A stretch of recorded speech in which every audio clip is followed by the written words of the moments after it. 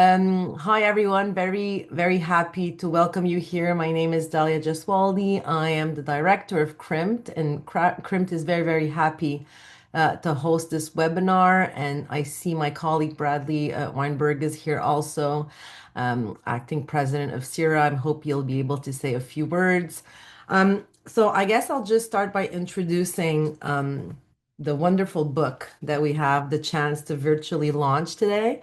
So, New Dialogues and Emerging Conversation in Industrial Relations. I would also like to underline the very hard work that was put into this by the four editors that I will mention explicitly. I won't be able to mention all the authors because Sont there are nombreux. quite a Il y a few. 16 Just to name chapitres. out chapters that I'm not Donc, necessarily j'aimerais mentioning, quand même I do want souligner to le underline the travail very hard de work Jason of Foster, Jason Foster, Patrice Jalette, Monsieur Latouche, Sylvain et en fait Latouche les and quatre Yao personnes. Yao. So, un grand merci à vous vraiment pour ce travail. Moi, j'ai eu le grand bonheur de lire le livre qui est riche tant dans sa perspective interdisciplinaire que je dirais de représentation pan-canadienne.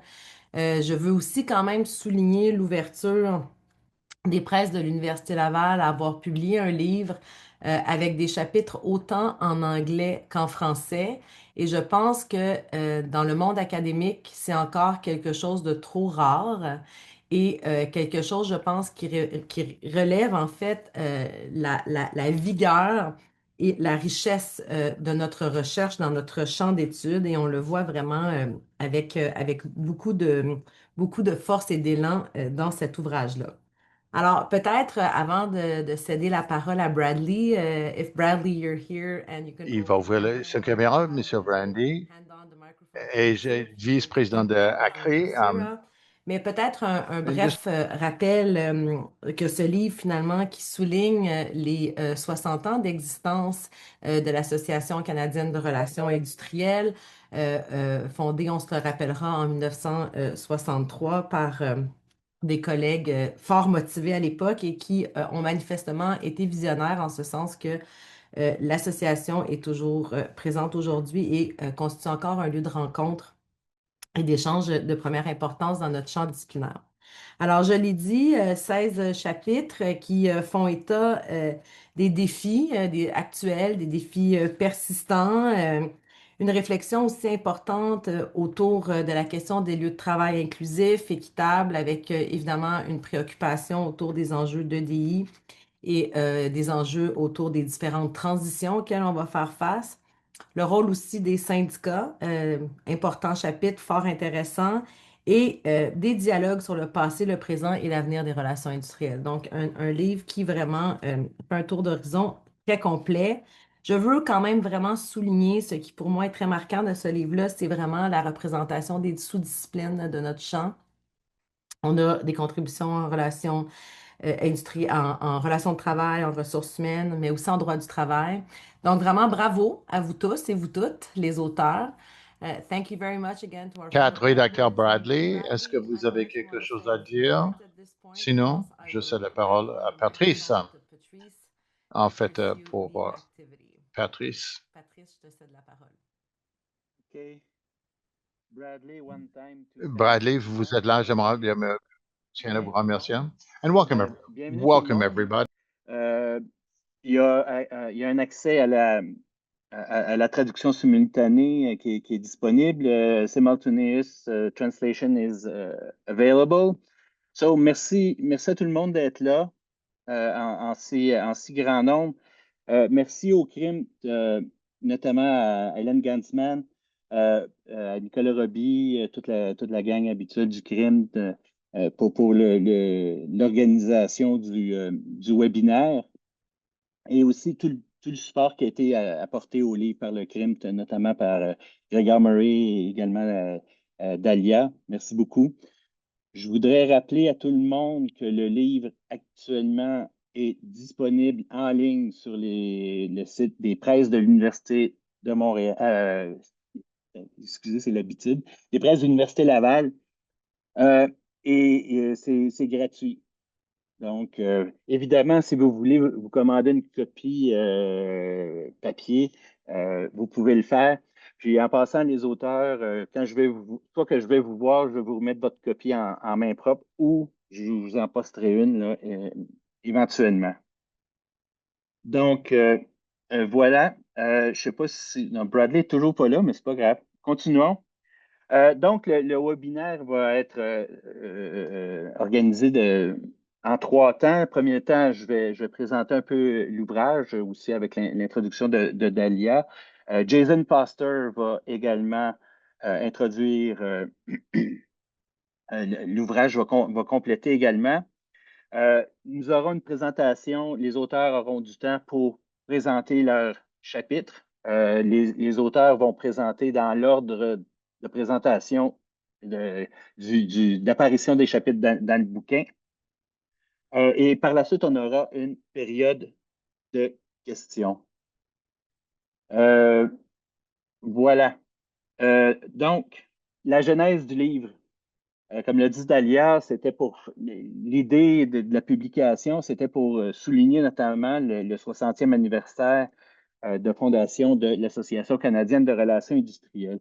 En même temps, à cette époque-là, quand on a commencé à discuter de ça au tournant des années 2020, on avait beaucoup de discussions aussi sur comment rendre l'association et notre domaine plus moderne, plus équitable, plus diversifié, plus inclusif aussi. On avait ces discussions-là et c'est peut-être de là est venue l'idée d'avoir de ce livre où on voulait donner la parole à des sujets émergents, à des voix émergentes, des nouveaux, des nouvelles personnes. On a des auteurs plus moins expérimentés dans le domaine, moins connus dans le domaine. On a des vétérans qui commencent, comme moi, à penser à la retraite. Donc, on a un joyeux melting pot d'expérience, d'innovation. Aussi, on ne voulait pas nécessairement avoir un modèle d'article scientifique. Et on ne voulait pas que ce soit le seul modèle, certainement, dans cet ouvrage-là. C'est pour ça qu'on a et c'est fantastique, là, vous allez le voir lorsque vous allez feuilleter l'ouvrage. C'est fantastique comment les gens ont été capables de décliner, le thème autour des conversations et du dialogue.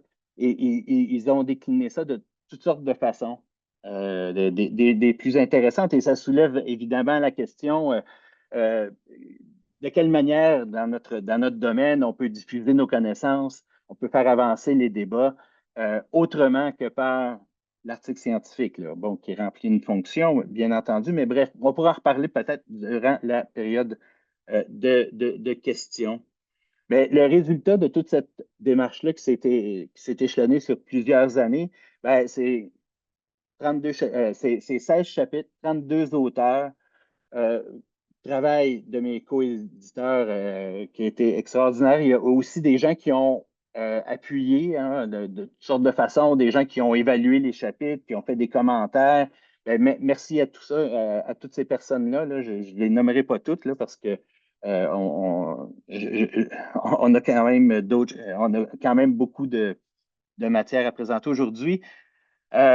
Donc, chaque auteur, chaque autrice va avoir pour chacun des chapitres, va avoir de 3 à 4 minutes pour présenter.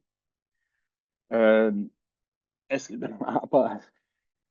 Jason, would you like to say a few words at this point? Merci beaucoup, Patrice.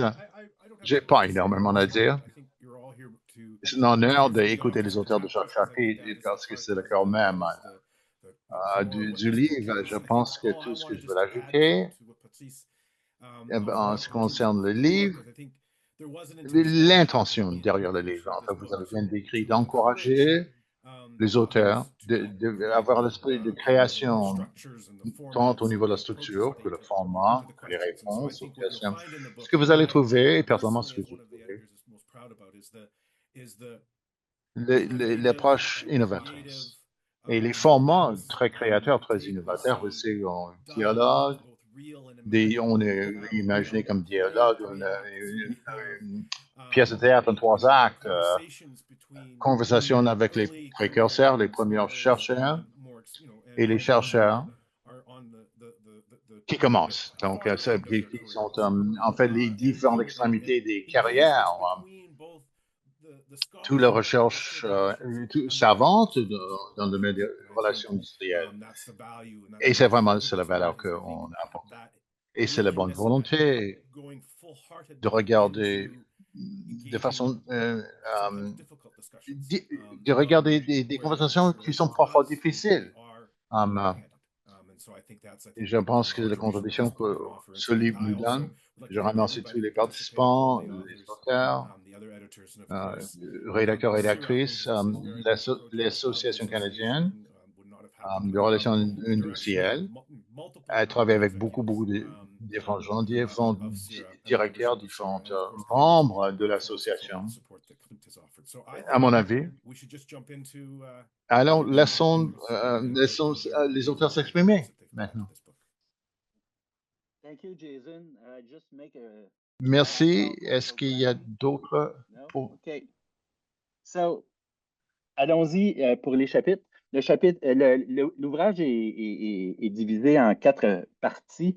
La première partie, et je pense que c'est assez intéressant, ça montre comment les débats en relations industrielles émergent, bien sûr, mais qu'il y a des débats qui sont un peu, qui persistent, là. Donc, le titre de cette première partie-là, c'est Défis actuels et persistants pour les années à venir.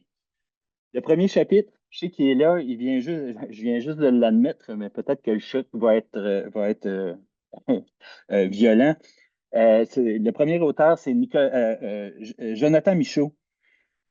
Son chapitre s'intitule L'apport des syndicats à la cité écologique, conversation imaginée entre un écologiste et un syndicaliste sur l'avenir des relations industrielles. Deuxième chapitre, Marco Corbin, Michel Corbin, le titre, théorie à la pratique, l'évolution.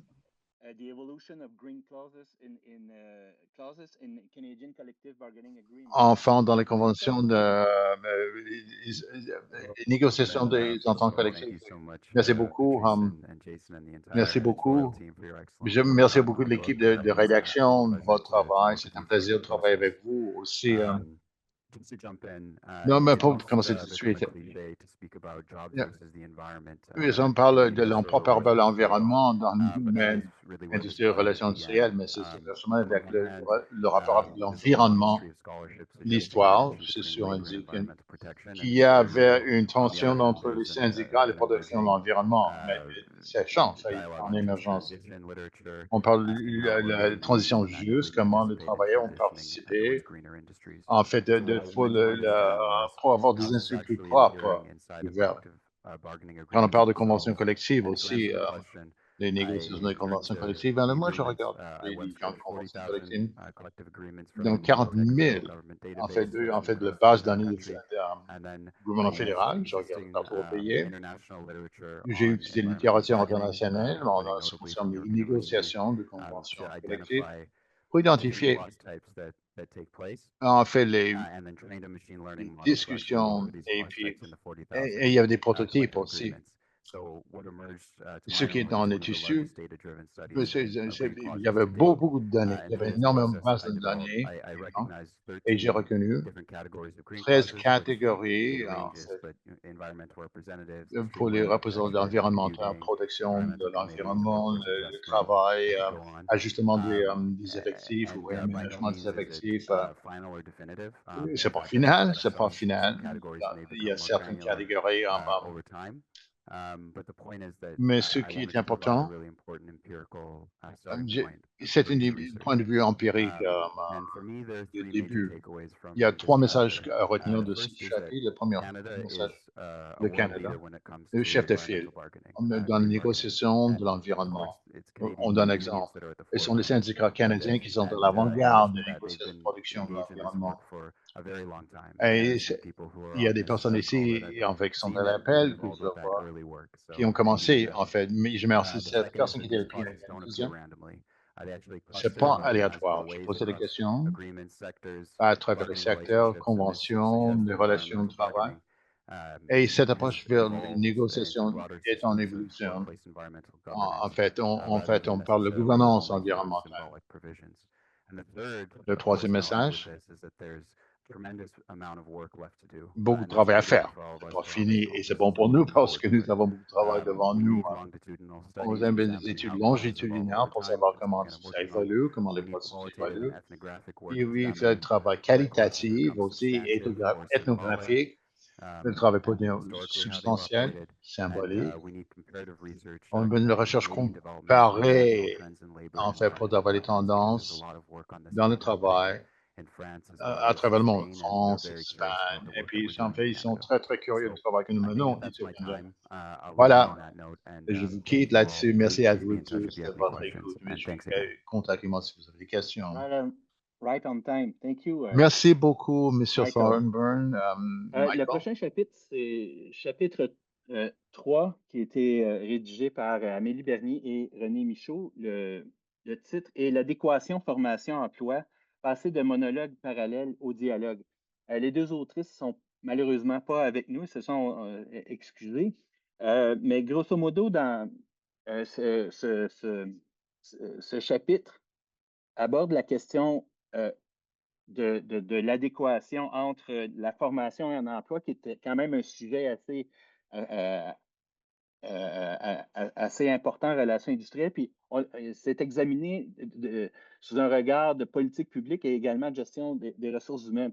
Et ce chapitre-là, c'est assez intéressant de la manière dont ils l'ont abordé. C'est vraiment comme une pièce de théâtre en 3 actes où on finit par faire, je ne vais pas vous dévoiler le punch, mais on finit par faire dialoguer un peu les deux approches à la problématique qui est étudiée. Le chapitre 4, également, les autrices se sont excusées, qui examine, le titre, c'est Labor and Trade, the use of Rapid Response Labor Mechanism in the United States-Mexico-Canada Agreement. Ça, c'est vraiment l'exemple d'un sujet qu'on pensait peut-être derrière nous. On a déjà discuté du commerce international et bon, on prenait pour acquis.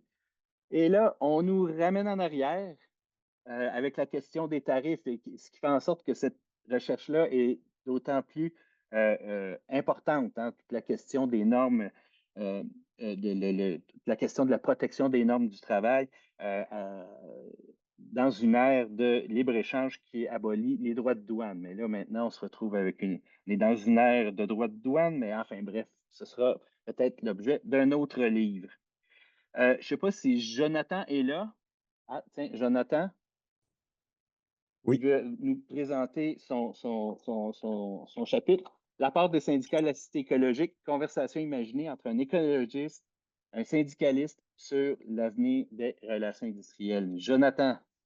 Oui, merci Patrice. Et merci aux co-éditeurs et à toutes les personnes qui sont présentes en ce moment. Donc, ce chapitre-là, comme pour celui de Michael Thornburn, il est apparu d'une idée de contester la dichotomie emploi-environnement qui est présentée dans le discours public souvent comme une fatalité. Choisir les emplois ou l'environnement, pardon, comme protection.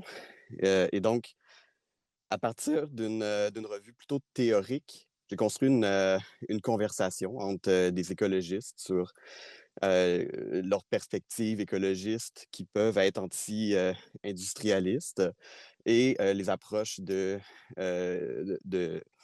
labor studies qui sont plutôt axées sur la défense des droits des travailleurs. Donc, l'objectif du chapitre, il est en 2 volets. Premièrement, documenter c'est quoi la transition juste, parce que la littérature, elle a tendance à aborder la question de la transition juste à travers les stratégies qui sont avancées par les syndicats.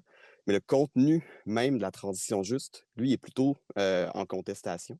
On a différents courants qui peuvent être abordés. Donc, le chapitre sert cette fin-là de définir différentes dimensions internes à la transition juste, notamment évidemment les questions climatiques, mais aussi la manière dont se définissent les intérêts des travailleurs dans la transition. Donc, à travers la conversation, on conçoit la proximité entre l'écologie et les droits des travailleurs. Puis le deuxième objectif du chapitre, c'est de questionner, est-ce qu'en fait, on s'en va vers, pour reprendre les termes à la Boltanski et Schiapello, puis, et éventuellement Bruno Latour aussi aura utilisé la question de la cité écologique, vers une nouvelle manière de concevoir les justifications du travail, de son existence dans le monde, de son évolution, passer d'une société qui est axée, comme dans les livres de Cappiello et Boltanski, on parle d'une cité par projet, qui est la cité du néolibéralisme, celle dans laquelle on travaille sur des projets de manière temporaire, avec certaines précarités, avec certaines manières d'aborder la justice aussi. Puis on irait peut-être, et c'est la prétention du chapitre à travers cette discussion-là, vers une cité écologique qui prend en compte la nouvelle forme de la justice et de la sécurité pour les travailleurs dans le cadre des obligations de durabilité, donc environnementale. Donc, c'est essentiellement les deux grands objectifs du chapitre, sans prétendre non plus, à travers un chapitre théorique qui vient de la documentation plus empirique, mais porté par d'autres. Ce n'est pas le résultat direct d'un projet de recherche. À ce moment-là, au moment de l'écriture du chapitre, pour ma part, je n'avais pas encore complété mon terrain de recherche. Donc, à travers cette littérature-là, faire ressortir la possibilité qu'une cité écologique puisse apparaître prochainement, puis essayer de définir quelles en seraient les caractéristiques. Merci. Merci beaucoup, Jonathan. The next chapter is chapter 5. Chapitre 5. The title is What Causes the Telework Paradox Towards the En Comprehensive fait, Understanding. comment on peut comprendre The l'auteur? author is Ayesha Tabassum. I think that Aïcha? Oui, Aïcha Tabassum. Oui, on vous entend très bien de l'interprète. Merci beaucoup. Go ahead. Thanks. Merci beaucoup pour toute l'équipe de rédaction qui ont fait beaucoup de travail pour assurer que les livres deviennent une réalité. Et les différents chapitres ont tous un thème commun, ils sont reliés aux questions de relations. C'est un bon sujet. Et lié.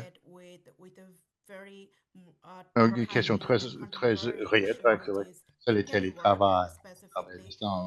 Et dans ce chapitre, j'ai mis un narratif de 3 domaines de recherche sur le télétravail. Je regardais la littérature pour comprendre la nature. En fait, le paradoxe du télétravail, c'est un paradoxe parce qu'il y a des théories en conflit, conflictuel. Il y a un débat entre l'écologie du travail. C'est quoi les facteurs pour expliquer les paradoxes? Il faut avoir plus de... inclure, intégrer cette compréhension de la concept d'un paradoxe de télétravail. C'est un cadre intégré par le gestionnaire qui doivent gérer le travail à distance et doivent faire la transition de gestion de travail à distance. Ce qui est important aussi, les messages à retenir pour les praticiennes. Le télétravail, c'est subjectif et façonné. En fait, des variables qui sont très personnelles, très subjectives. Mais dans la révision que j'ai faite, il y a un exemple. Il y a des variables très personnelles, c'est différent selon la personne. Il y a des questions qui ne sont pas liées au travail, les questions non liées au travail entrent dans la discussion qui détermine si le télétravail réussit ou ne réussit pas, si c'est un échec. Nous, sur les gestionnaires doivent comprendre qu'il y a beaucoup d'éléments personnels. Ce n'est pas une seule recette pour une politique pour tous, une politique universelle. Il faut prendre en considération le mieux-être, la confiance, et pas uniquement une question de contrôler les employés. Voilà les messages clés. mais j'ai suggéré de aider les praticiens et les gestionnaires dans le domaine du télétravail. En ce qui concerne la conversation que nous allons prendre. Donc, merci beaucoup. Et ça sera très utile à ma... Thank you, Ayesha, for your contribution.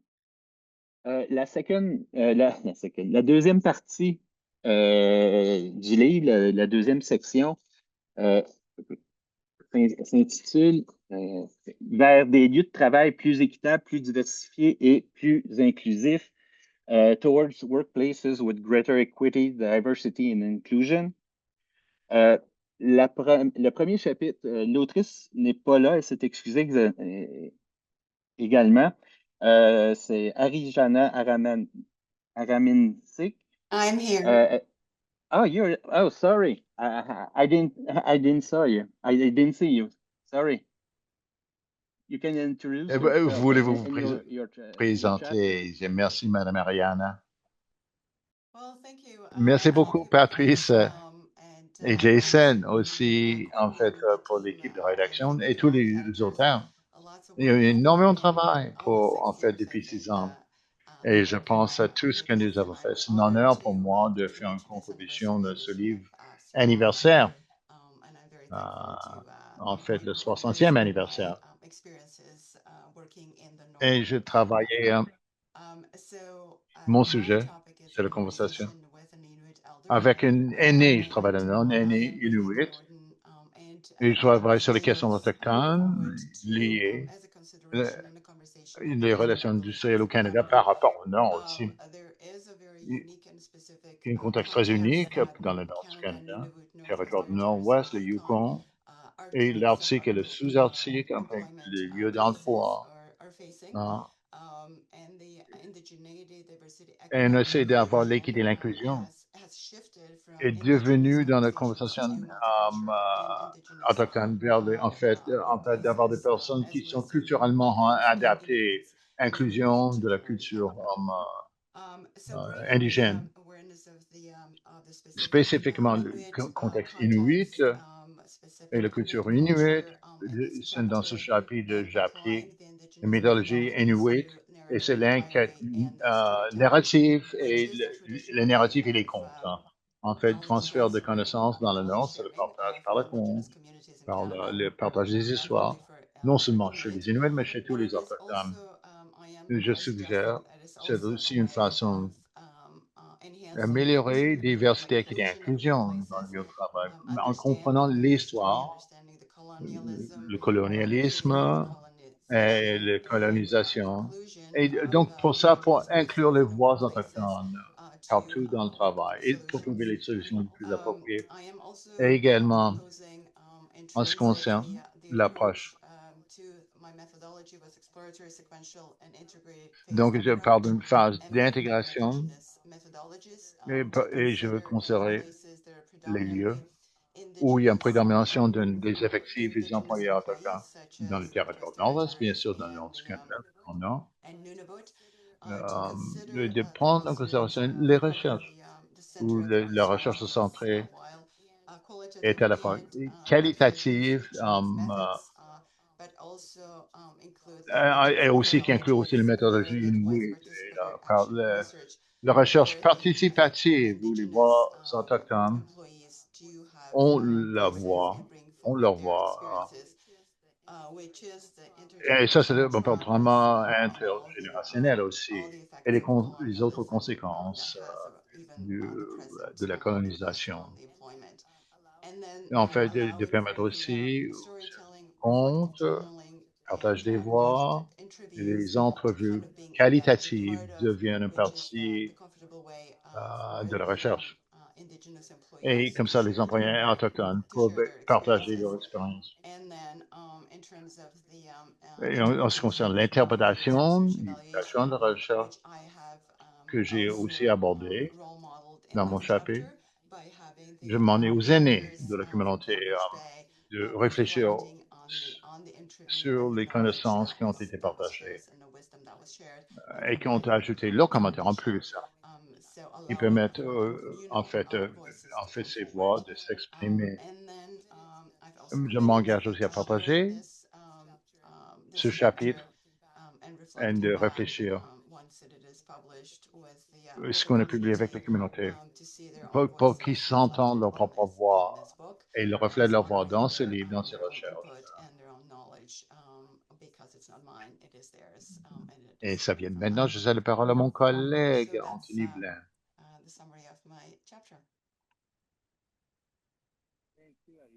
Merci, Ariana. Et je m'excuse, je ne vous avais pas vu. Le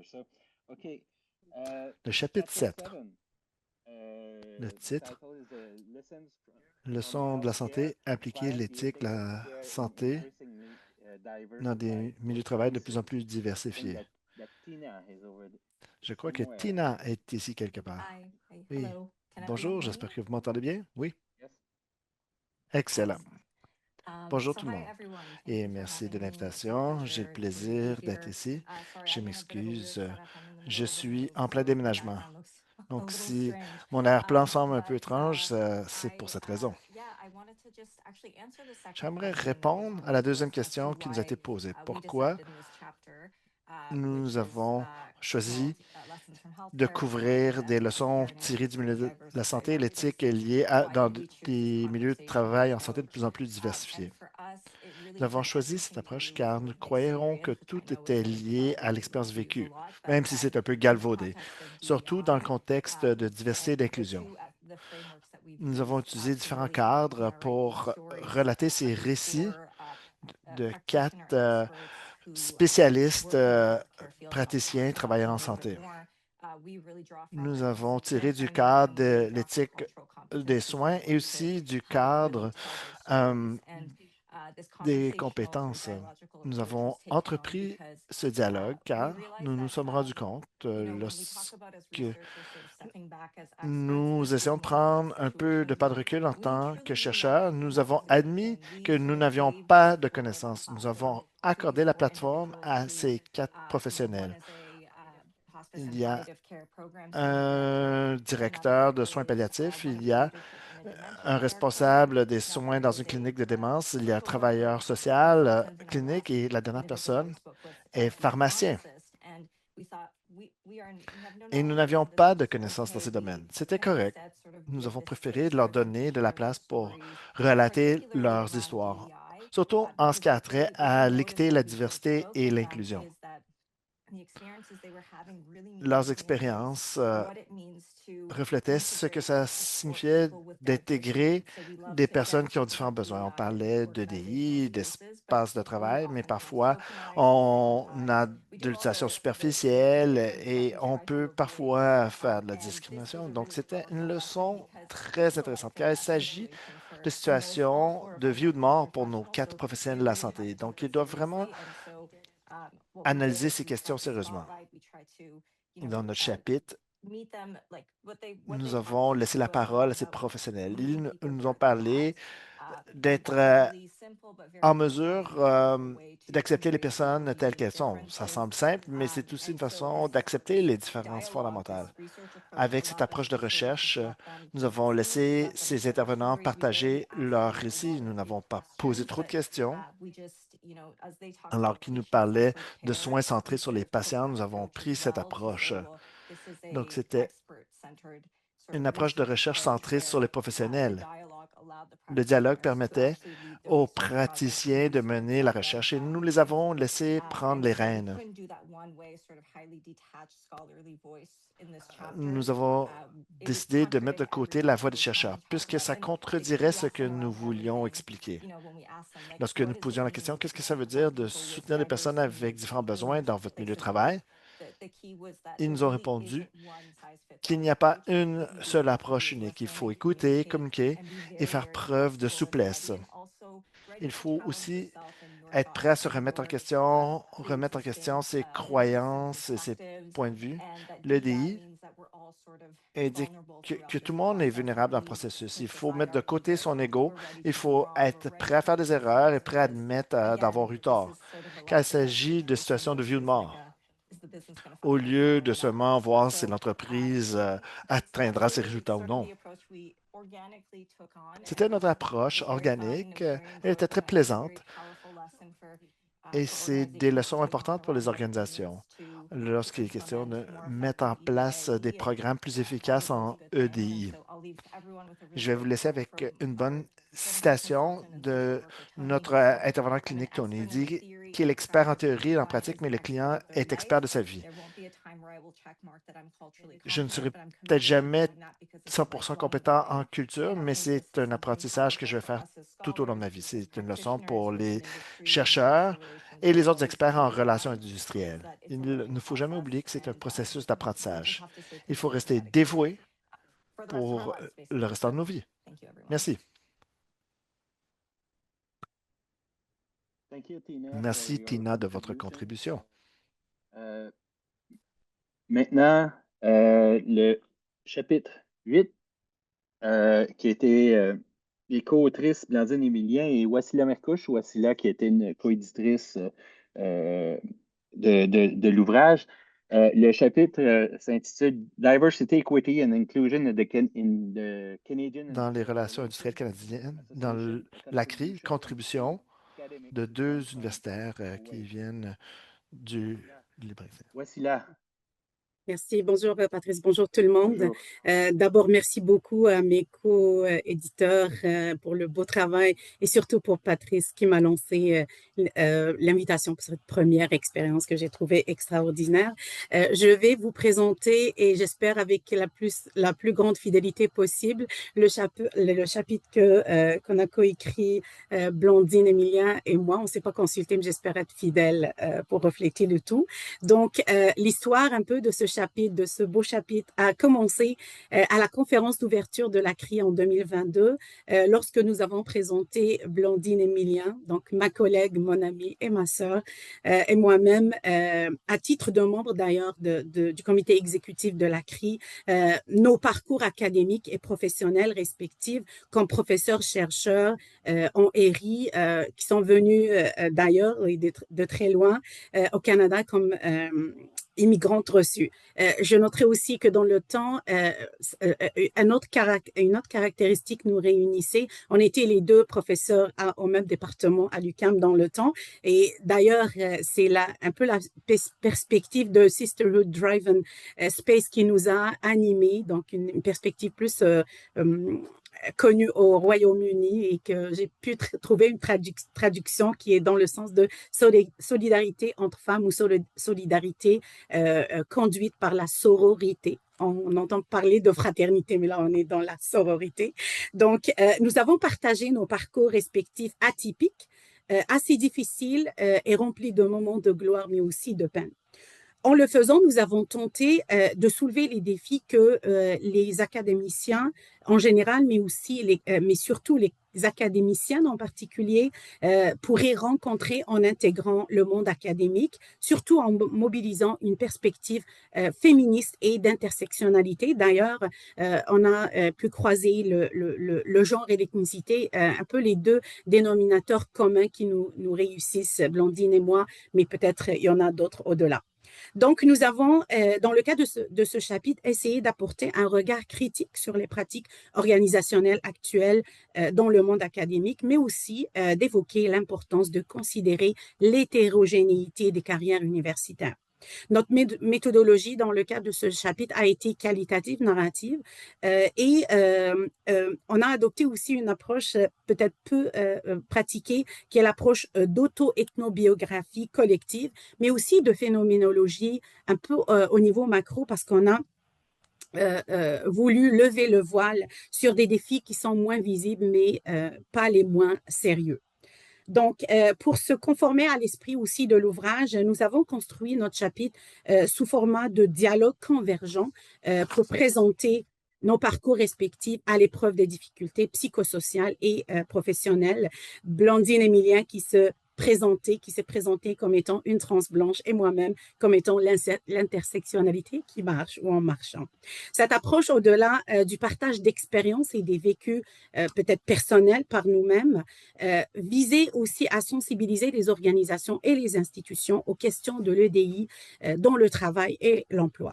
C'est la première fois que nous adoptons, peut-être Blandine, et je parle plus pour moi-même, ce style de rédaction de travaux qu'on a trouvé très riche, très formateur pour nous. Et donc, mais également, on a trouvé que c'était très novateur et porteur à la fois pour l'avancement, donc les méthodes d'avancement des connaissances en relations industrielles, mais aussi la prise en charge de questions d'EDI dans la gouvernance de la CRI déjà, mais aussi dans les autres organisations au Canada. Donc, en conclusion, notre chapitre a été peut-être un simple appel d'ouverture d'esprit et de dépassement du simple discours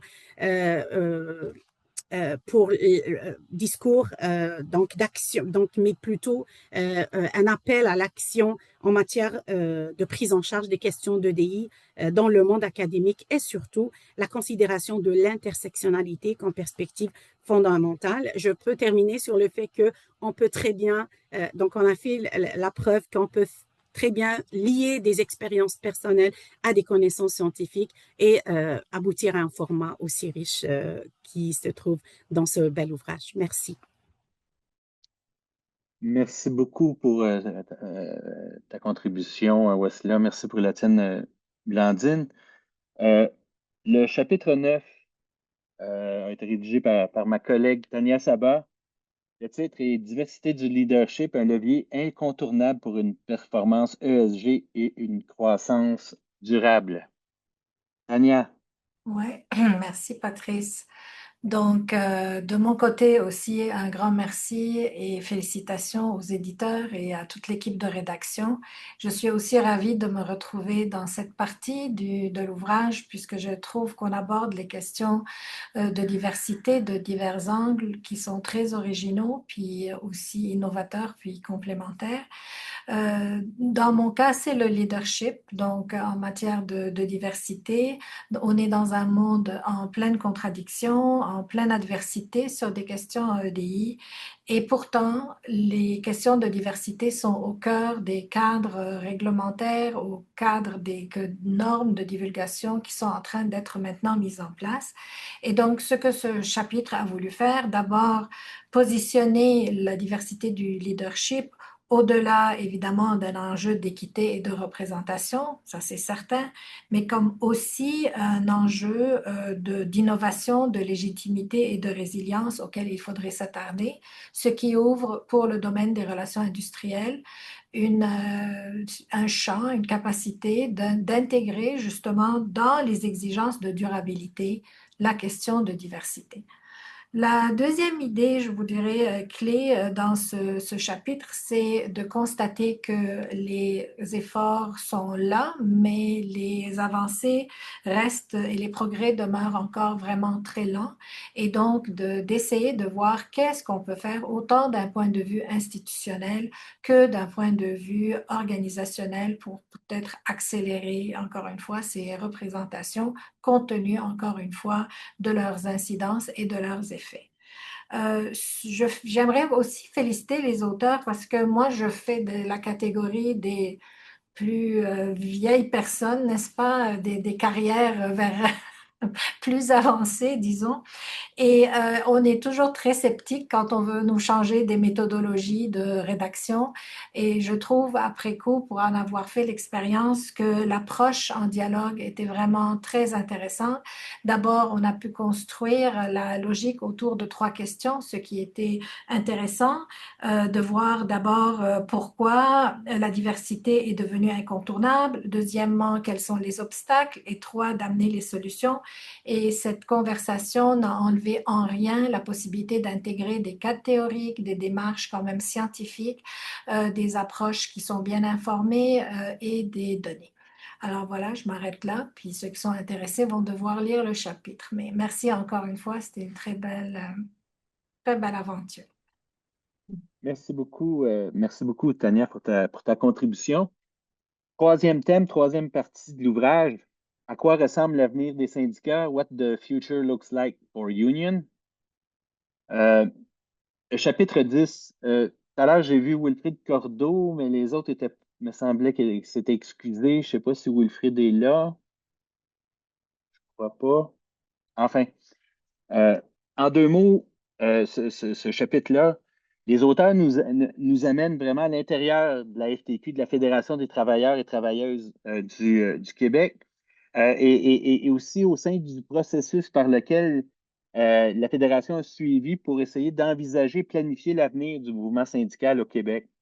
Ils ont utilisé ce qu'ils appellent une approche prospective afin d'essayer de définir des orientations futures, là. Donc, le chapitre se trouve à présenter autant le processus que les résultats de cette démarche. La marée montante, le militantisme comme un parcours pour un meilleur avenir pour les travailleurs du Nouveau-Brunswick. J'ai vu Chris et Patty dans le public. Je crois que ce sera Chris qui fera la présentation du chapitre. Bonjour Chris. Bonjour Patrice et merci tout le monde. Tout d'abord, j'aimerais remercier l'équipe éditoriale. C'est un processus très plaisant et merci d'être présent. Merci de votre intérêt. Je me sens honoré d'avoir fait partie de ce travail. J'aimerais remercier ma co-autrice, Patty. Nous avons eu beaucoup de plaisir à mener ce projet ensemble. Quand j'ai vu cet appel, le chapitre, ça s'inscrivait bien dans mon travail actuel. Je travaillais sur un projet sur l'avenir du travail et le syndicalisme au Nouveau-Brunswick.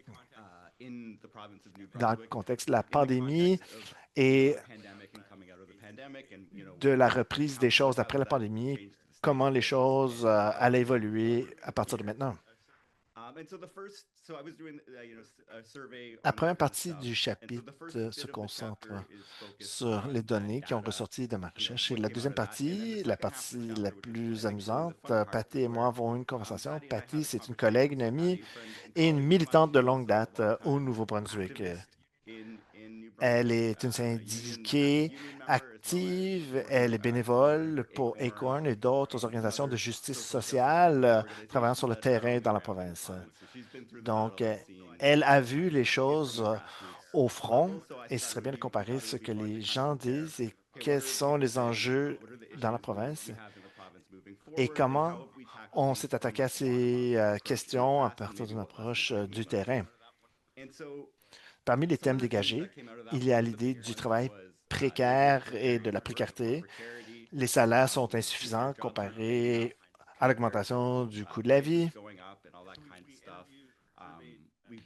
Nous avons sondé des syndiqués et même les syndiqués ont une certaine précarité. Ils ressentent cette précarité.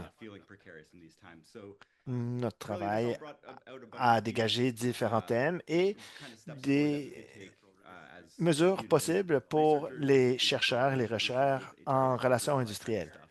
Il y a des questions de précarité. Il y a aussi l'idée de remettre en question le statu quo, surtout confronté à des structures de pouvoir. Au Nouveau-Brunswick, il y a la famille Irving, qui est un grand propriétaire foncier. Et la famille Irving est très riche et puissante et a une grande influence politique. Et nous pouvons tirer ces leçons pour le monde en général. Il y a de plus en plus de concentration de la richesse. Nous avons des milliardaires et nous avons ces luttes contre les centres de données, des gouvernements fascistes.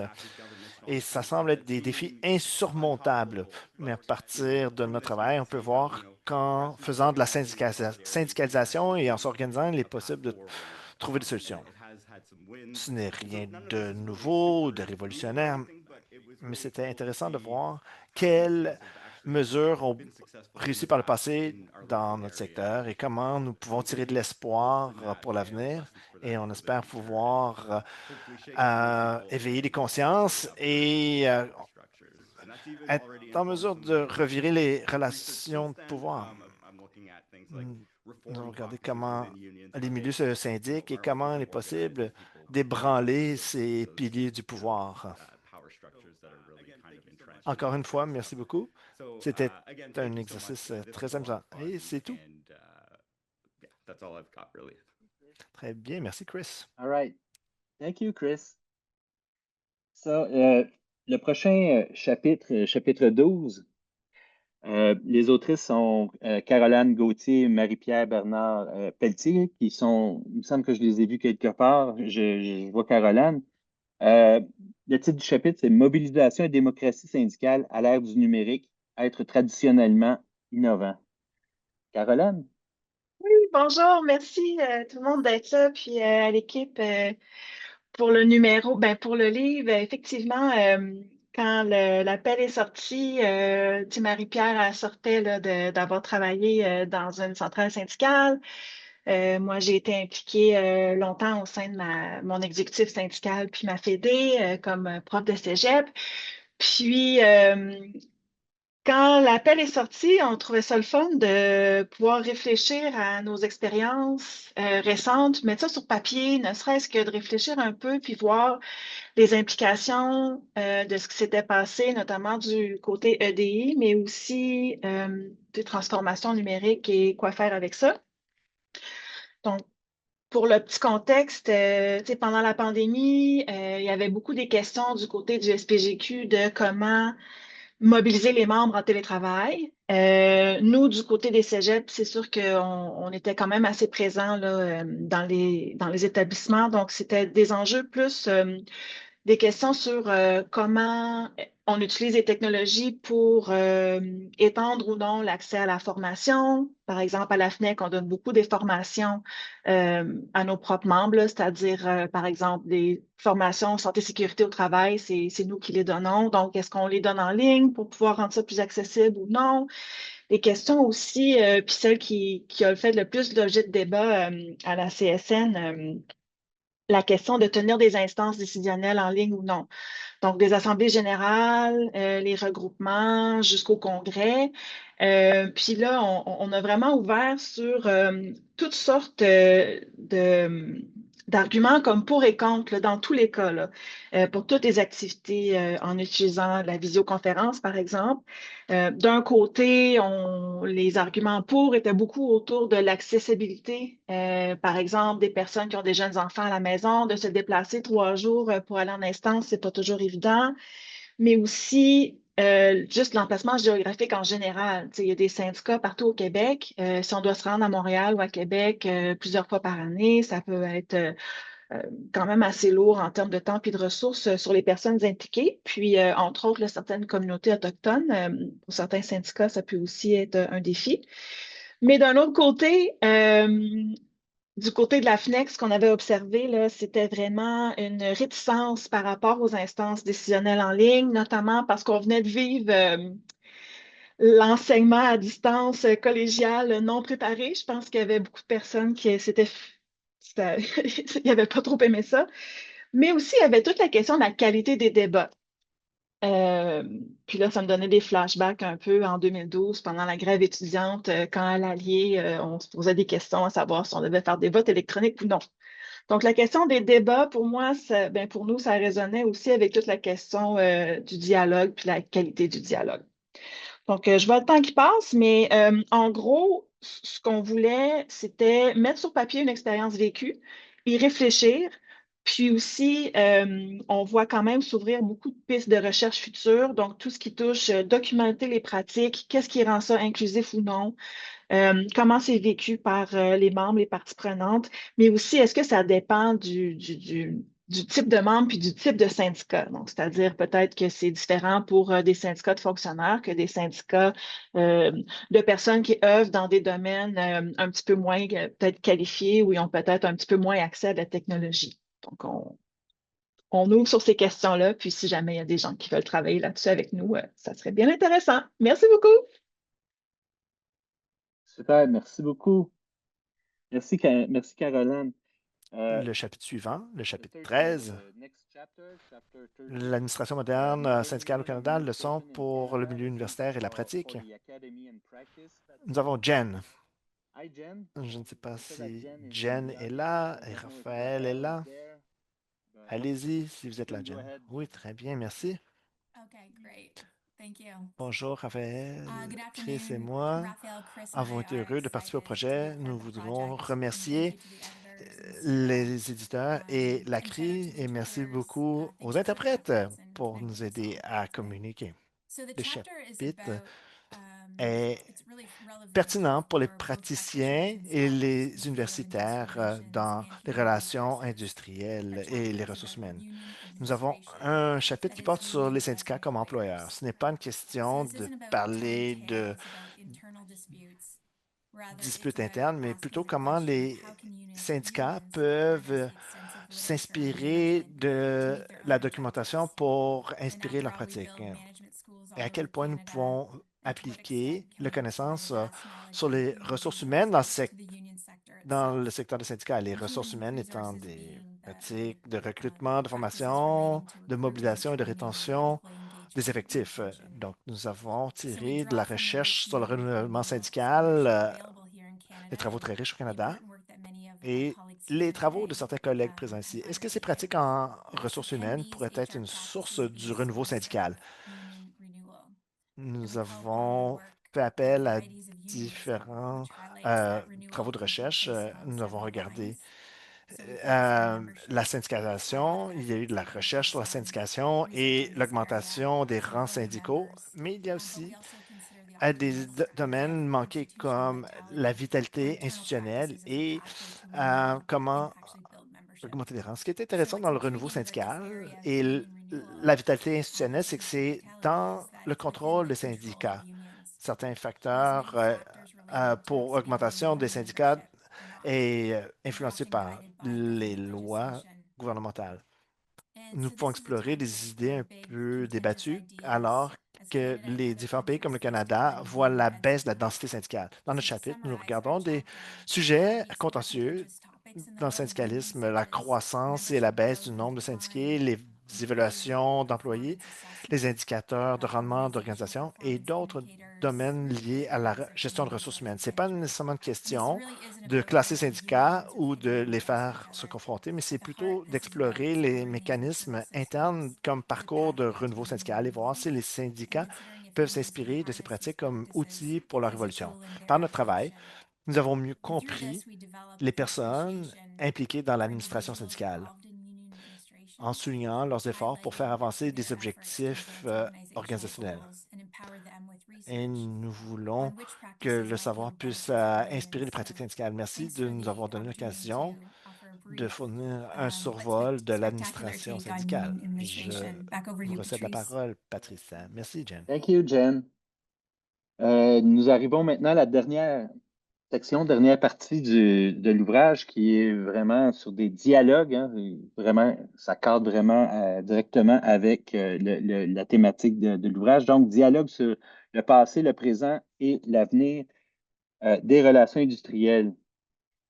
Le chapitre 14, Une conversation sur la politique de travail. A été écrit par Tony Giles. En décembre dernier, on a été extrêmement attristés d'apprendre son décès subi en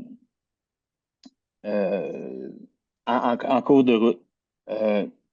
C'est un chapitre tellement original, peut-être à l'image de Tony, et j'ai l'impression qu'il s'est beaucoup amusé en écrivant ce chapitre-là. Il prend vraiment à la lettre la notion de dialogue, puis il essaie de combler le fossé entre les universitaires et les praticiens en ce qui concerne l'élaboration des politiques publiques. Donc, on a une conversation imaginée ici encore entre un universitaire et un praticien. Et ça se lit un peu comme un polar et il y a toute une chute à la fin, il y a tout un rebondissement. Enfin, je vous laisse le découvrir par vous-même. Chapitre suivant, chapitre 15, Identity in Class, Stop Blaming the Members, A Conversation with Ted Wilson. Nous avons la chance d'avoir... Thank you. Frederickson. Fred Wilson. Blandine va parler maintenant du chapitre. Blandine, voulez-vous parler de votre chapitre? Fred ou Alfred? voulez-vous dire là? Blandine a un problème avec son... Ce que je veux dire aussi pour Blandine, moi, pendant que Blandine... je remercie Blandine dans son leadership dans ce chapitre et l'amitié, en fait, la rassurance constante que j'ai reçue de sa part, de cette façon que les universitaires, les patients doivent être en interaction parce que, comme Blandine s'en souvient, j'étais nerveux, très nerveux, en fait, de m'introduire sur le terrain compliqué de questions identitaires. Parce que c'est sûr qu'il y a beaucoup de variations. Elle m'a guidé. Elle a eu bien sûr, on a eu une conversation des plus intéressantes. Je dois vous avouer, on a eu la conversation il y a quelques années déjà, avant même.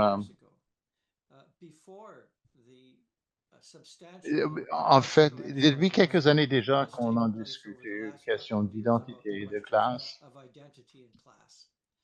Mais je crois on a trouvé l'équilibre juste. Quand je regarde en arrière et les discussions que j'ai eues en fait avec les développements les plus récents, parce que les questions d'identité ne remplacent pas la classe. Comme l'analyse du rapport des forces, on a parlé du rapport des forces et les identités des travailleurs de la classe ouvrière sont clés. En fait, un mouvement travailleuses, un mouvement syndical uni. En fait, aussi, ça va aussi beaucoup de cette discussion, c'est le rôle des dirigeants, des leaders. Personne dans l'univers, dans le milieu qui font la recherche, ils ont un rôle de chef de file même. On doit diriger ensemble, en fait, avec les ouvriers, les ouvrières, pour avoir un programme cohérent pour la classe ouvrière. Et cette discussion, jusqu'à ce jour, est différente. Il y a juste 2 jours. Il y a 2 ans et demi. Et c'est différent par rapport à la discussion il y a 2 ans et demi. J'espère que ce chapitre sera utile pour dire la constance sur ces questions. Nous avons une bonne politique, un programme qui est conçu pour la classe travailleur, les travailleurs. Et c'est une tâche de plus en plus importante qu'on a un programme sérieux destiné à tous les membres de la classe ouvrière. Merci beaucoup, Blandine, de votre amitié et en fait d'avoir assuré la publication. Ça n'aurait jamais été possible sans vous. Merci, Blandine. Blandine, si tu peux prendre une couple de minutes, là, si tu veux. Moi, ben, c'est un sabotage, je vous laisse. Je vous laisse la place à Fred. Merci beaucoup, Fred, vous êtes très éloquent. Et c'était amitié, c'est sûr. Et on se voit l'un l'autre. Maintenant, juste de se voir, ça représente les dialogues qu'on a réussi à mener et que l'association a rendu possible. Peut-être aussi, j'aime souligner le parti d'outils. C'est Stumbling the Members. Ce que Fred, ce qui m'a présenté comme président du chapitre, c'est de mettre en lumière comment les établissements, avec les constructions des établissements, des institutions, ont un rôle à jouer pour faire la co-construction et d'assurer une évolution, en fait, d'identifier les véritables identités dans le travail. Et c'est grâce à ce dialogue, qui était super important dans ma carrière universitaire. Ça me permet de sortir de ma boîte universitaire, de ma tour d'ivoire. Et dans les relations industrielles, il faut voir comment ça se réalise dans la vraie vie. Et c'est toute une réalité. J'ai beaucoup appris et de la pratique. Comment on peut Ça m'a donné aussi beaucoup plus de force. D'avoir le besoin d'avoir des universitaires qui peuvent traduire nos travaux dans le vrai monde, même sur les questions très touchées ou très sensibles comme le classe, l'identité, en fait, dans ce que nous essayons de faire en matière de recherche. Merci énormément. Et, merci beaucoup. Thank you. Merci beaucoup, Fred. Merci, Blandine. Chapitre 16, le dernier et non le moindre. L'émergence des droits de la personne dans les relations du travail entre progrès, utopie et espérance. On a le plaisir aujourd'hui d'avoir avec nous Gilles Trudeau. Gilles? Tout d'abord, Patrice, merci beaucoup et félicitations à toi et à tes collègues co-directeurs de cet ouvrage de nous avoir donné l'opportunité, tous ensemble, dans un format très original, de dresser un état une réflexion sur l'état des relations industrielles aujourd'hui. Votre ouvrage s'inscrit dans une tradition au sein de la CRI, tradition qui a permis d'avoir ces réflexions à des périodes de l'histoire de la CRI, des réflexions approfondies, originales, sur justement l'état des relations industrielles euh, qui, on le voit bien aujourd'hui, évolue de façon très, très importante à la lumière de l'évolution de nos sociétés et du monde du travail. Alors, notre chapitre, Sébastien et moi, en fait, rapporte une discussion que nous avons eue ensemble, lui et moi, alors que lui est au début de sa carrière de professeur en relations industrielles et moi qui suis plutôt au crépuscule d'une carrière d'une quarantaine d'années dans le même domaine. Nous avons beaucoup travaillé ensemble, lui et moi, et réfléchi alors que Sébastien était dans ses travaux de maîtrise et de doctorat dont j'étais le directeur de recherche. Et nous avons pensé nous inscrire dans une forme d'un dialogue socratique comme vous nous y invitez, pour réfléchir à l'évolution du droit du travail. Comment le droit du travail a-t-il évolué dans ses structures, dans son contenu? C'est vraiment une discussion que nous avons eue, que nous avons enregistrée, et c'est Sébastien qui l'a mis par écrit.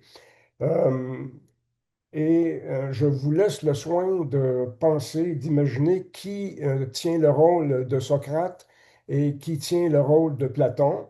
Je vous donne deux indices. Socrate n'a jamais rien écrit. C'est Platon et d'autres de ses disciples qui ont mis par écrit certains des enseignements de Socrate. Et deuxième indice, c'est un exemple très clair du disciple qui dépasse et de loin le maître. Alors voilà, nous nous intéressions et nous avons été conduits à réfléchir sur l'évolution du droit du travail à partir d'un phénomène qu'on nomme la constitutionnalisation du droit du travail et qui est un phénomène qui a modifié sensiblement l'objet, la structure du droit du travail.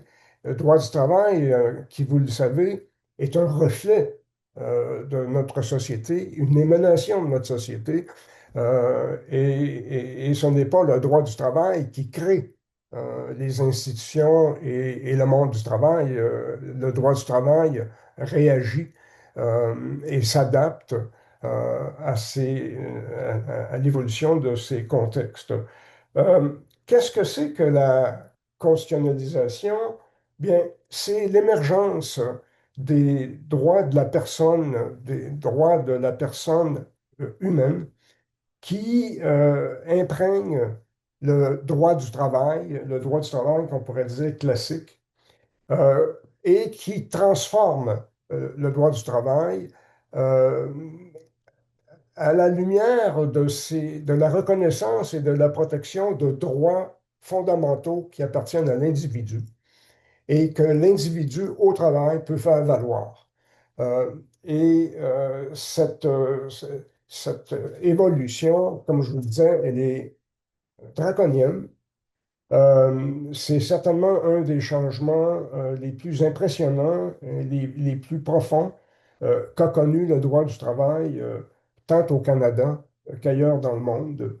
Euh, le droit du travail est ainsi devenu davantage un droit de la personne même au travail, à qui on reconnaît de plus en plus de droits euh, qu'on qualifie de fondamentaux, notamment parce qu'ils sont reconnus par des instruments constitutionnels ou quasi constitutionnels, comme bien sûr la Charte canadienne des droits et libertés et la Charte québécoise aussi des droits et libertés.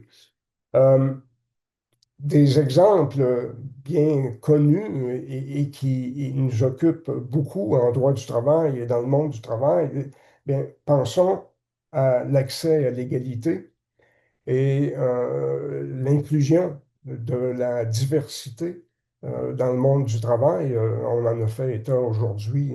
C'est bien sûr une des évolutions les plus importantes dans le monde du travail que l'avènement d'une main-d'œuvre beaucoup plus diversifiée dans nos milieux de travail. Alors, la reconnaissance du droit à l'égalité, la protection de la vie privée et des renseignements personnels à l'heure du numérique, par exemple, et de l'intelligence artificielle, bien sûr, euh, la question des libertés fondamentales d'expression, alors que le salarié, vous le savez, est toujours le débiteur d'une obligation de loyauté et de confidentialité. Euh, mais il est aussi détenteur de la liberté d'expression, de la liberté d'association aussi. Alors, tout ça sont des transformations qui ont vraiment imprégné le droit du travail. Euh, et le chapitre, sous la forme d'une discussion spontanée jusqu'à un certain point, nous amène à réfléchir sur ce phénomène et l'état du droit du travail d'aujourd'hui. Alors, merci beaucoup. Et Sébastien aurait beaucoup aimé être présent. Il aurait présenté notre travail avec beaucoup plus d'éloquence que je peux le faire, mais malheureusement, il est occupé à d'autres fonctions. Merci, Patrice. Merci, Gilles. Là, je vois le temps. Oui, les livres vont être disponibles en copie papier. Ceux et celles qui seront là auront la chance qu'on va leur transmettre en main propre. Les autres, on va vous faire parvenir une copie, bien entendu. Donc, ben, merci à tout le monde. Un webinaire qui termine avant l'heure, c'est presque une bénédiction. On ne voit pas ça souvent. Ah, ben, je vois toutes les mains, les gens qui applaudissent. Ben, bravo, merci beaucoup. À une prochaine.